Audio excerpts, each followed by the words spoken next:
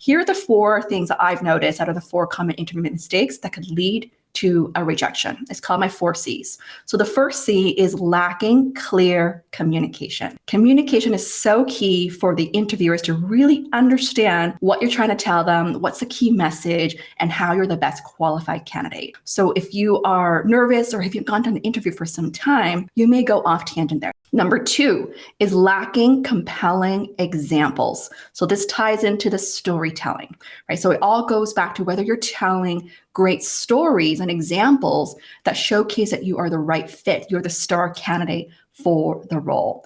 And a big part of the strategy is really understanding what the role entails, what they're looking for, what's important to the hiring manager, and be able to really map out what are the core theme stories that you want to tell there. Right? So I always say the proof, which is really the evidence of support to showcase that you're a high potential candidate. The third C is the lack of confidence, right? If you're going in an interview feeling nervous, you won't show up as confident. You won't sound as confident, right? You won't appear as confident.